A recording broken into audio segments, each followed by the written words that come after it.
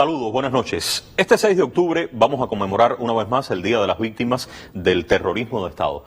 Acciones contra Cuba que acumulan la muy lamentable cifra de más de 3.400 muertes. Lo que esas muertes significan no hay manera de describirlo, aun cuando pueda estallar por dentro cualquiera de nosotros. En realidad, no podríamos siquiera imaginar lo que siente una madre, un padre, un hermano, lo que siente un hijo que ha perdido a ese ser resultado de un acto terrorista, resultado de una acción bárbara que no tiene la más remota justificación en ningún caso.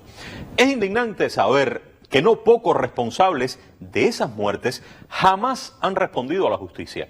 Algunos murieron, simulando, por cierto, una ancianidad venerable, como es el caso del tristemente célebre el terrorista confeso Luis Posada Carriles. Otros viven aún. Por ejemplo, alguien que acumula una hoja de terror y muerte contra el pueblo de Cuba, Santiago Álvarez Fernández Magriñá. En los últimos días, Fernández Magriñá afirmó ser un pacifista. Claro, derrocar a la revolución cubana, pero ahora por vías pacíficas. ¿Cuál es mi propósito hoy? Es recordar la historia de este hombre y que pensemos juntos en la posibilidad de que exista alguna manera pacífica de lograr algo en la mente de este individuo. Aunque no todos los hijos se parezcan o que imiten a sus padres, casualmente el abuelo de este terrorista estuvo vinculado al asesinato en México de Julio Antonio Mella. Y unos años después, en tiempos batistianos, su hijo, o sea, el padre del terrorista pacifista, fue secretario en la oficina presidencial y fue senador. Obsesionado con la violencia, Magriñá es responsable de la organización de varios desembarcos y de la penetración de elementos en Cuba para ejecutar acciones terroristas. Vamos a poner algunos ejemplos. Década del 60, organizó acciones violentas en la costa del centro-sur del país. Década del 70, este es el poblado holguinero de Boca de Samá. Allí desembarcaron en 2 lanchas provenientes de la Florida. Dispararon en este lugar con ametralladoras en plena noche mientras dormían los vecinos del pequeño pueblo costero. El resultado, ahí está, 2 muertos, 4 heridos. Entre los heridos, 2 hermanas, una con 15 y otra con 13 años de edad. En el año 2000, su amigo, algunos afirman su mejor amigo, Luis Posada Carriles, lideró la organización de un atentado, del atentado fallido, recuerden, contra el comandante en jefe Fidel Castro en el Paraninfo de la Universidad de Panamá. Testimonios, declaraciones, prensa de aquel momento nuevamente refleja a Santiago Álvarez Fernández Magriñá como uno de los vinculados al plan de asesinato. Pero pasaron 5 años. 5 años después, tras el indulto a Posada Carriles, Magriñá lo trasladó ilegalmente hasta los Estados Unidos en el barco de su propiedad, denominado Santrina.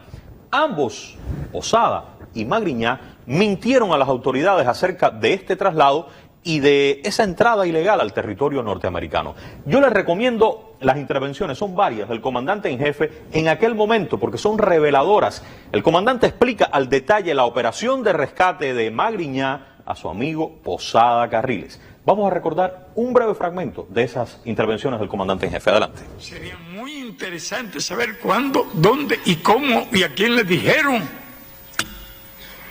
que Posada Carriles iba a entrar allí escoltado por Santiago Álvarez, violando todas las leyes de Estados Unidos y burlando las tareas de 22 entidades, 15 organizaciones de inteligencia y el trabajo de 180.000 funcionarios y el empleo de 30.000 millones de dólares, creo que jamás en la historia. Cuba Debate ofrece por su parte un resumen, un excelente resumen de las intervenciones del comandante sobre este tema.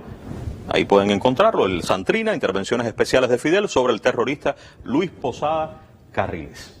En ese mismo año, del que estoy hablando, 2005, se encuentra en la vivienda de Magriñá un arsenal de armas ilegales. Y tras unos escasos 3 años, después de encontrar las armas, 3 años estuvo recluido, quedó en libertad. Vamos a entender mejor qué pasó con esas armas. Cuando las autoridades allanaron su apartamento en el norte de Miami, encontraron esto que les traigo: una ametralladora M11, 2 fusiles Colt AR-15, un silenciador y un lanzagranadas. Lo sentenciaron por esto a 4 años de cárcel. Pasados 3 años, un juez redujo la condena y admitió la libertad de Magriñá. ¿A cambio de qué? A cambio de que Magriñá entregara el verdadero amasijo de armas que las autoridades no encontraron en el primer allanamiento. Como muestra de la buena voluntad, Magriñá entregó lo que tenía oculto en diferentes ubicaciones de Miami para que, con el propósito de realizar nuevamente actos terroristas contra Cuba. ¿Qué fue lo que entregó?